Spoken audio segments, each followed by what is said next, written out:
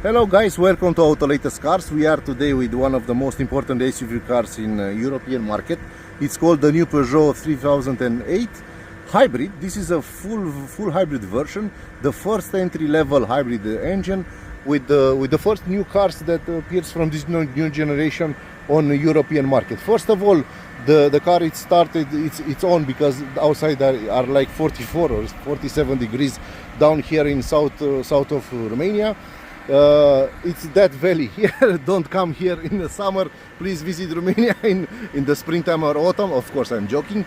The new car, the new design, it's quite interesting because you could see the new fangs, the three fangs from the each side actually climb to the headlight. Also, this is the daylight running lights. The Peugeot doesn't make mistakes from the design point of view, and that's normal because even the previous generation of 3008 was a blockbuster because the car looked quite beautiful compared with the Renault Kadjar or VW Tiguan. So the new car, it's a new version. Of course, we are talking about the petrol and hybrid version, not the electric one. The electric one, it's a good car, but it will have a very big problem competing with Tesla because the price range of the 3008 E3008, it's like Tesla price range, and Tesla also has a Model Y with long range version, which is cheaper, more powerful, and it could go over 600 kilometers with one full tank of battery. So the most important version of the new 3008 is this one, is the new plug-in, the new hybrid version. The car actually looks quite good compared with the previous generation. It's bigger.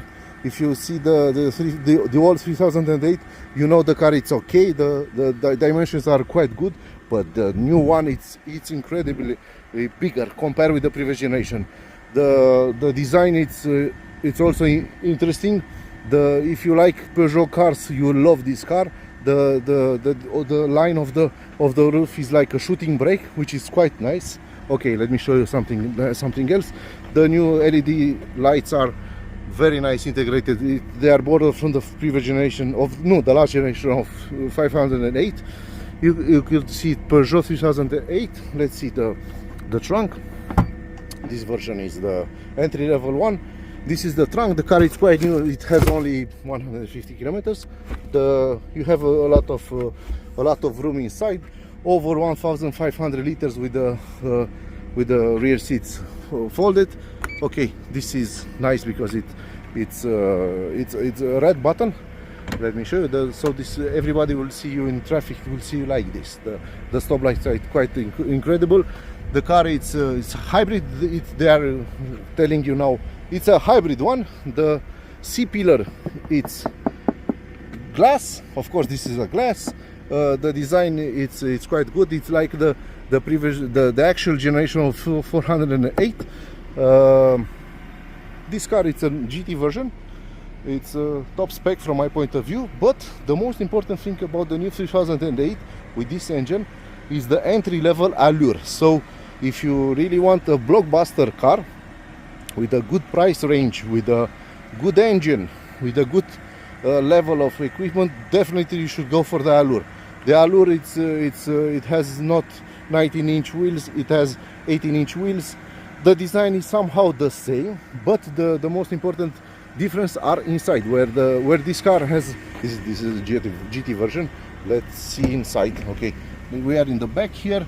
The GT version it's leather seats, it has leather seats and ventilated seats. It's quite good, but the allure version, which is the best buy from my point of view. Okay, she screams at us because we are of course the engine it's off. The allure version doesn't have iToggle, so this is a very nice system. It's top of the line. You have a shortcut ADS to close the lane keeping system, which is quite useful because definitely you have to go to the settings of the multimedia system, so it's quite difficult to close all these systems. Let me show you. I drive this car like this: lane departure off, collision warning off, and the sign recognition sound off, which is quite good from my point of view compared with the other cars from this price range. You have ventilated seats on this version because it has an all leather full seats. The system, the audio system, it's a focal system, which is quite good. It doesn't have any problem. Let's see the price range. Well, this, I see we are talking about the entry-level version, which is the best buy from my point of view. So the car, it's borrowed from Urial Invest, Urial Pantelimon, which is the biggest dealership in Romania. The car is 2008 SUV Allure. This is entry version. 1.2 hybrid, 136 horsepower, eDCS6 gearbox. It's a punch gearbox. The price range is 31,800 on the Romanian market. So the engine is the new version. It's 1.2 3-cylinder inline turbo. They say combined power 136 horsepower and 230 Newton meters at 1,550 RPM. The power of the electric engine from the gearbox is like 21, 28 different compared to different versions. Lithium battery it's like 0.89 kWh. So the empty weight is 1,573. The fuel tank is 55 liters, which is quite good. So let's talk about the fuel consumption.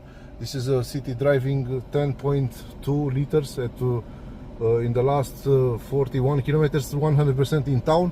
You could see the weather. I was not joking when I say this is that valley in this period of Europe. It's 47 degrees outside. The heated, the ventilated seats are quite good.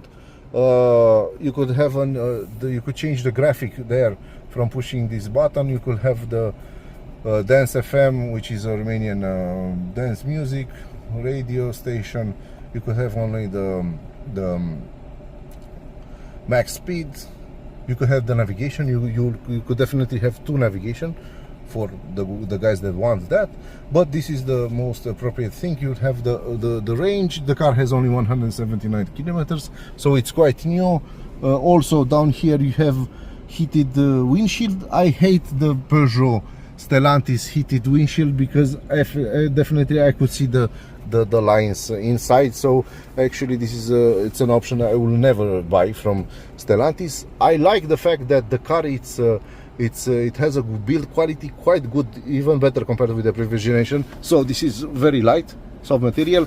You have a texture very nice, and in the night it's quite beautiful. The car with this in this version GT version, it's quite beautiful.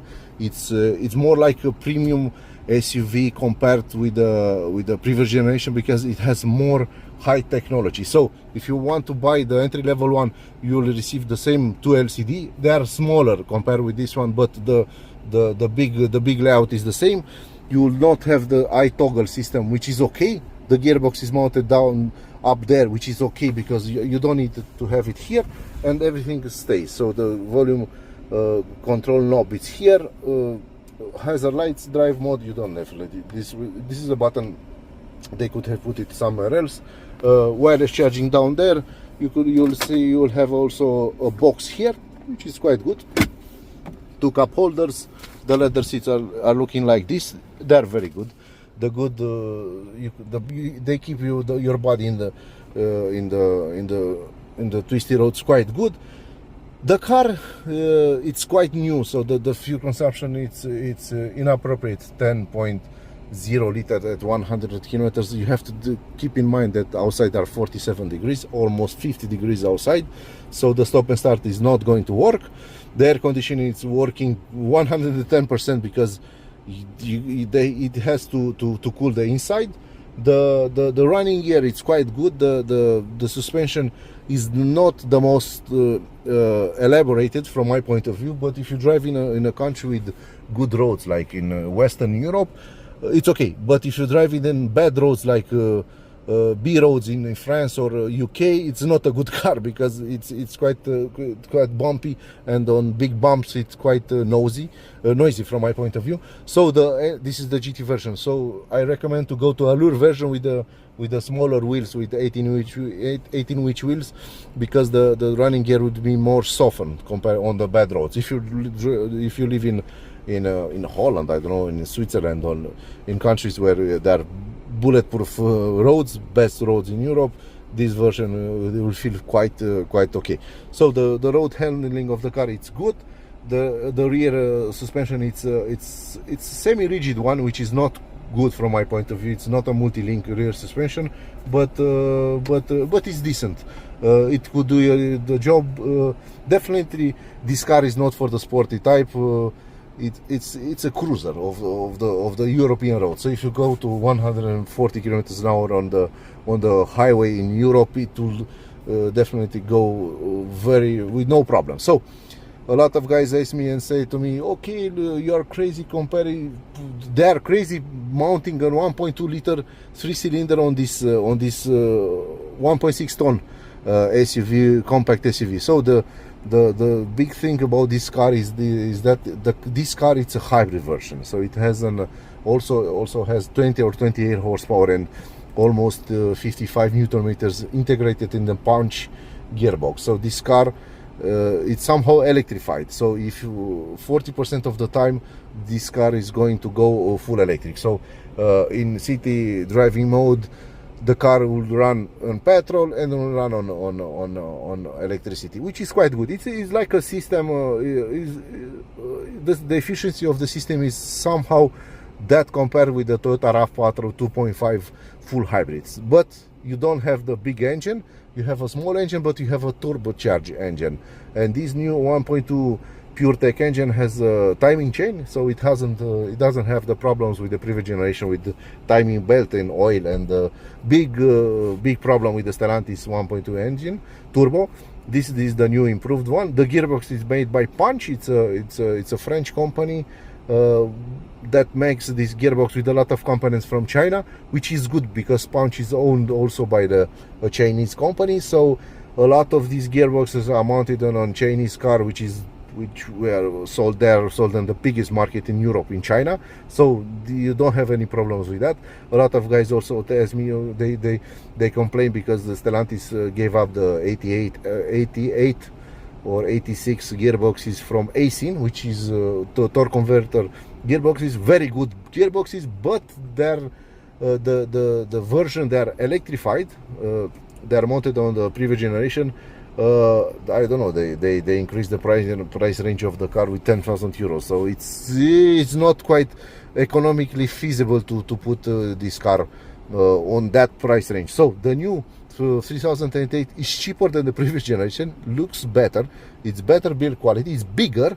It has this entry-level engine, which is going to be the best buy. This is going to be the most sold engine in Europe, not the electric one, not the big plug-in hybrid version. And also, if you want more power, I was talking about, you could definitely buy the 3008 with the future engine 1.6 PureTech, 195 horsepower with the new version of the Punch gearbox that has 7 gears, not 6 gears like this one, and a bigger electric engine inside. So it could have, I don't know, almost to 100 horsepower in the gearbox, electric engine, and the 150 horsepower 4-cylinder inline. Between them, the real power is like 195, but with a bigger battery for the European market, being a plug-in hybrid, to go, I don't know, 60 or 70 or over 70 kilometers an hour on EV mode. But that car is going to cost you 8,000 or 10,000 more compared with this one. So this is the best buy from my point of view, because it's small engine, it's a hybrid one, it's an automatic, it doesn't have a manual gearbox. The Allure version will show you, it will give you a lot of equipment compared to the previous generation. So go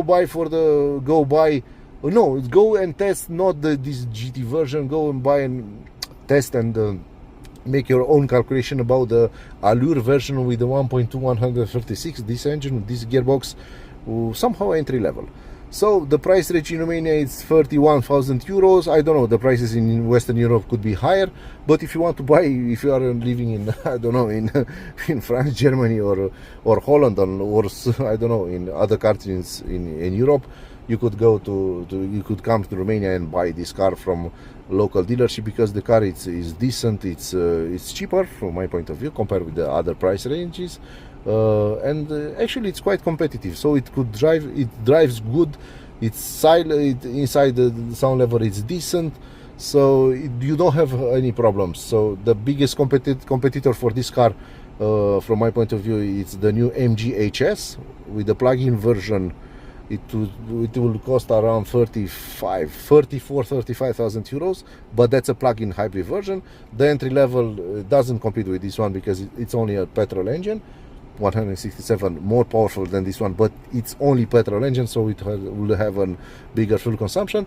And the duo Kia Sportage hybrid have and Hyundai Tucson have also almost 10,000 euros more in a comparable equipment level, but those cars have automatic with torque converter electrified, and 220 horsepower, the new versions, compared with this one, which is only 136. So Peugeot made this new 3008 a very incredible car. It looks good. The price range, it is, I don't know, something like 1,000 euros more compared with the Dacia Duster hybrid, which is a low-cost entry-level car, only 3-star Euro NCAP. So it's not a bargain. If you want to buy a Duster, go for 1.0 LPG version under 20,000 euros.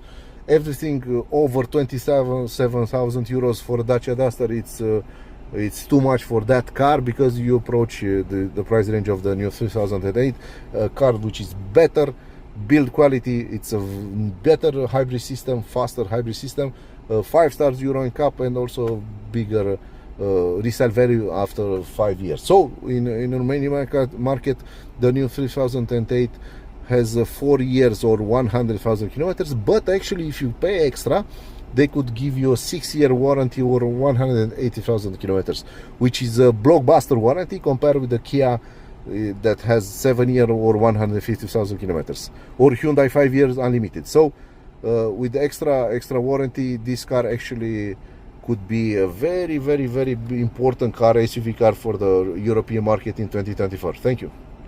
So we are driving now for, I don't know, let's see, 80 kilometers outside the town. The fuel consumption is 6.7 liters at 100 kilometers an hour. At 100 kilometers, the average speed is 78 kilometers an hour.